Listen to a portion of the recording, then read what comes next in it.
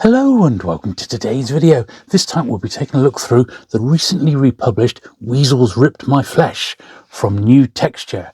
This one's an illustrated men's adventure anthology. So sit back, relax, and let's get to it.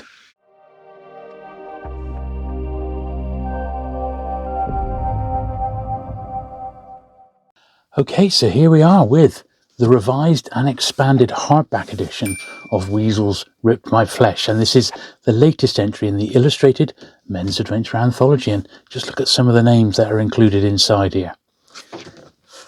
Absolutely fantastic. This book could save your life. Well, you never know. This one's published by New Texture. Now, while we're looking through it, I'm going to actually take off the dust wrapper, which is lovely, and admire it with just the boards, which are equally lovely. Just look at that spine. I mean, fantastic, absolutely fantastic. Right then, so let's have a look. So Bob Deis and Wyatt Doyle first published a version of this anthology. It was black and white and it was paperback, and that was all the way 11 years ago at 2013. This is the new expanded full colour edition for 2024, and it was originally, this was the very first book in the Men's Adventure Library series, which has since grown to include 20 books. And I brought a few of the more recent ones here. So the 2024 version of Weasels uses new, better quality cover and interior art scans than the original, and more of them, plus special sidebars not included in the 2013 edition. And we'll just have a quick look at the... I'm not going to go through every page because, as you can see, there's over 400 pages in this one. But give you a little bit of the context here. We got the various introductions or what have you, the forwards. Then you've got the actual stories, and there's articles interspersed in between. And the book opens with introductions, which look at the men's adventure genre and some of the writers and artists who worked on them. The first is by Josh Allen Friedman. His dad did actually write the for the men's adventure. That was Bruce J. Friedman. And the second is by co-editor Wyatt Doyle, which is this one here. Wyatt states in his foreword that the focus of this anthology is the actual stories and not the often glorious artwork. An interesting point raised is that the people involved in writing these stories were sometimes military veterans, and accuracy and attention to detail were important, however far-fetched the actual story, which is a good point to raise. So that's Wyatt's introduction there. Then we've got one from Bob Deis as well. So Bob gives us a brief history of the men's adventure magazines in total, explains where these stories have come from. We're taken through the decades from the early 1950s up to the 1970s, when the men's adventure magazines started to be replaced by the more girly sort of magazines, until their revival in the early 2000s. And today, of course, there are many publications celebrating different aspects of the MAMs, including 20 in the Men's Adventure Library series alone. And as I said, I brought a few of the more recent ones with me. Now, each story has an introduction which gives you some history and context about it. And the editors take turns throughout the book and provide a good insight into the story before you actually start to read it, a bit like a director's commentary. Interesting language and facts and fictions contained within are explained.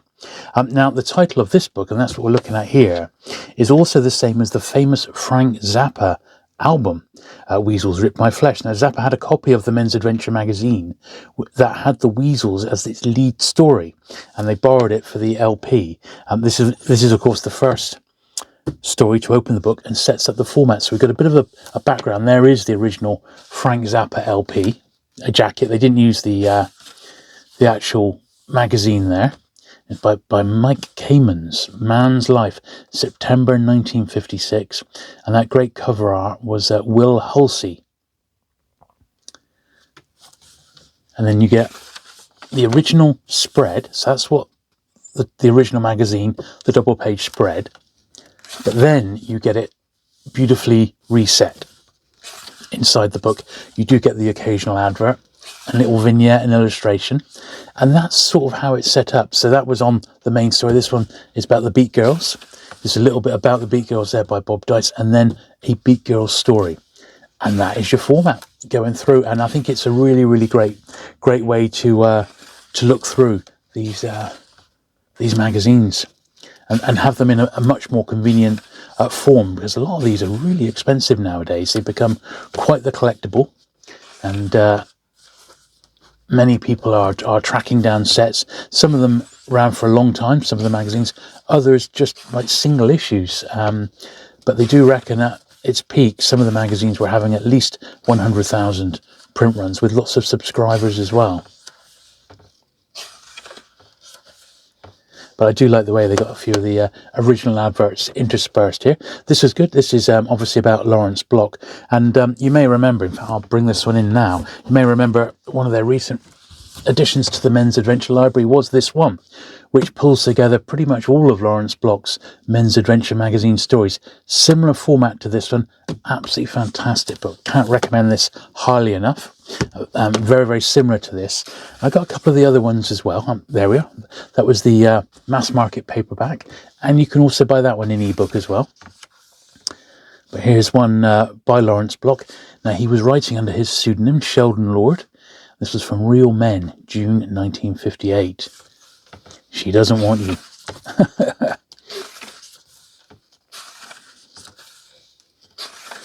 As I said, one of the things about this is that the stories themselves aren't massively long. So it's very, very easy to dip in and out. So if you fancy reading one of these, I often take these books to work, which is where I first started reading them during lockdown. And in my lunch break, which was half an hour, you could easily get one of these under your belt. And one of the other fun things I like to do with these is, say you've got something like that sat on your desk, it cannot help but attract the eye. So people walk by there, what on earth is that? And they come over and they start talking about it, and it gives you a chance to talk about your passion, as it were, so it's a real eye catcher. Obviously Harlan Ellison was a jobbing writer back in the early days, and he also has a story in here which was Death Climb from February 57. Cover artist Will Halsey again.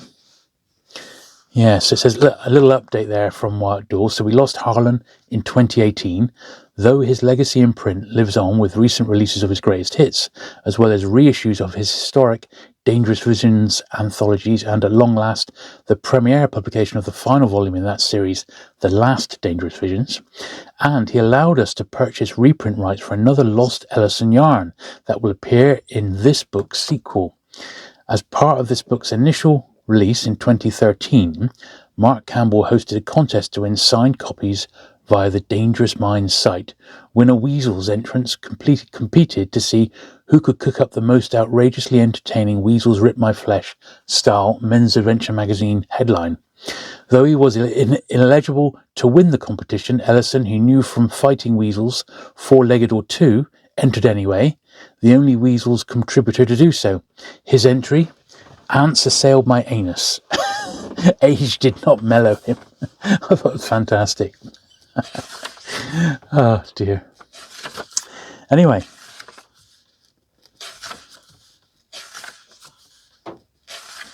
Fairly long one there. Now this is one on Robert F. Dorr. Now he did a lot of military ones, and once again I brought down my copy of Handful of Hell. It's in that same format as this one. Beautiful new texture hardback, absolutely superb. Great addition to the ongoing New Adventure Library. And they really are fantastic tomes, these. And if you're struggling to get these, in the States, you can buy them from menspulpmags.com is one area, and Amazon. I mean, that's basically the two easiest ways to pick copies of these books up. But, there's some fantastic authors in here, isn't there? I've seen Lawrence Block and Harlan Ellison, Bruce J. Friedman, Mario Puzo we saw there, Robert Silverberg, once again, who's got his own book from the Men's Adventure Library, to name but a few. But, that's Robert Dorr.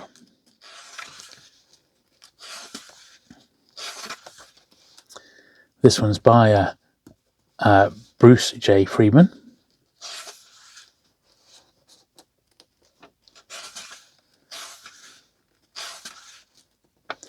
little bit more about Robert Silver. There's the Exotic Adventures of Robert Silver. I didn't bring that one down, but that's a larger format one.